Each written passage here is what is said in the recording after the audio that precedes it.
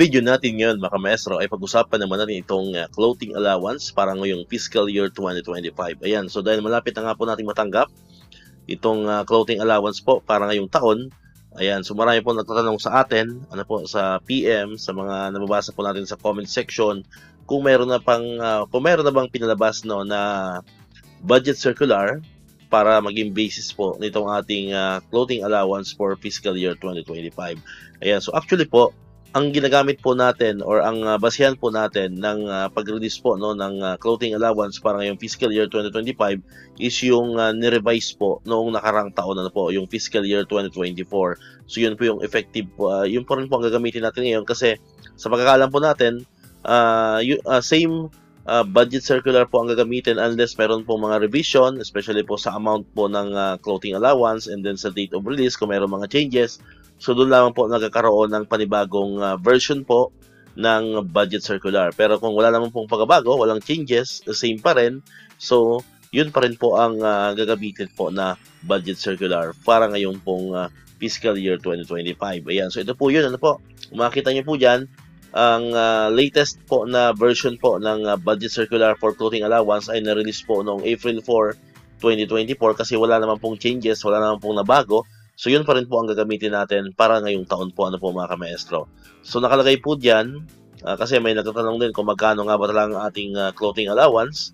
Ayan, so nakalagay po dito, ayan, Section 58 of the General Provisions of the Republic Act RA number 11975 or the Fiscal Year 2024 General Appropriations Act GAA authorizes the payment of the UCA not exceeding 7,000 pesos per annum for each qualified government employee subject to the guidelines, rules, and regulations issued by the Department of Budget and Management, DBM.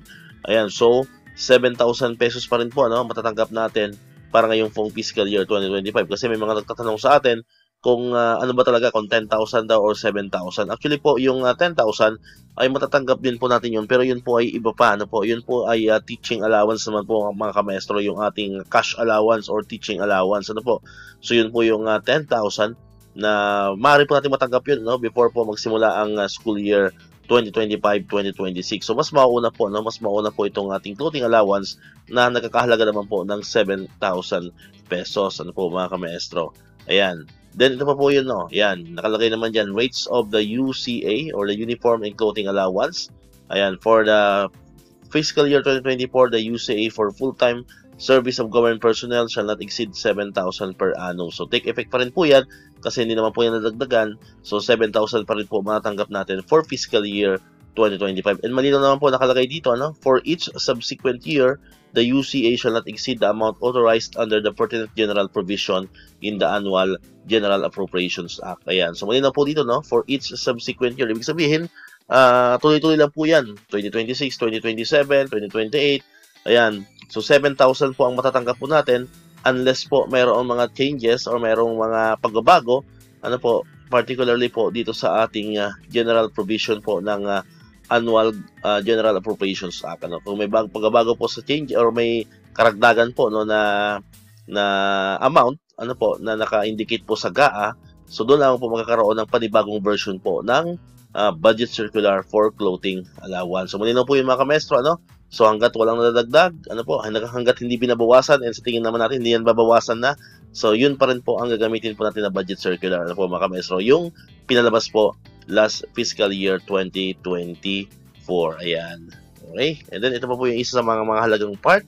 Ayan. So generally, the full rates of the UCA for full-time and part-time service shall be granted to those who are already in government service and are to render services for at least 6 months in a particular fiscal year, including leaves of absence with pay. Ayan. So 6 months po, mga kamaestro.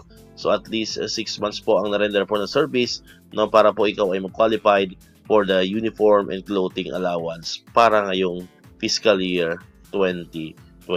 Yan. So hopefully po ay nasagot po natin, nasagot po natin yung mga tanong po ng mga kamaestro natin dyan na naguguluhan pa rin, pagdating po dito sa ating uniform or clothing allowance. Alright, so dito na tatapusin itong ating video ngayon, mga kamaestro. Kung di ka pa nakakapag-subscribe, click mo na ang subscribe button dyan para ikaw yung unang nakapanood ng mga videos na na-upload natin. Katulad ito, yung mga updates pa rin about sa clothing allowance and other benefits sa mga teachers and government employees. And syempre, click mo na rin ang notification bell button para manonotify ka. Always updated ka pag may mga bago tayong uploaded na video. Muli, maraming salamat sa inyong panonood at pakikinig. Once again, El Maestro. See you on my next vlog. Bye-bye!